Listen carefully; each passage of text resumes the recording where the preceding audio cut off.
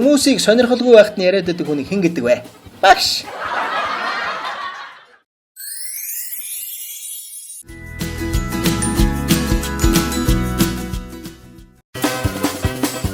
Юу л да хараа бэлгэвчтэй сексиж дараар тавьсан тооцохгүй зү. Хоц чи дуу намсгчтай буугаар буутсан бол алла тооцохгүй юу?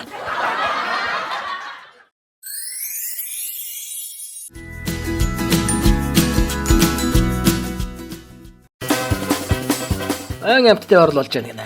Аратны хаан Арслан. Өнөөдрөөс эхлэн бүх амьтдыг арх ухыг хоригдж байна. Хэрвээ энэ хуулийг зөрчвөл тэр амьтны газар дээр нь биеднэ. Оройн хаан Арслан ой дундуур явж байтал туулаа шал сохтой явж байна гинэ. Арслан харсан туулаа.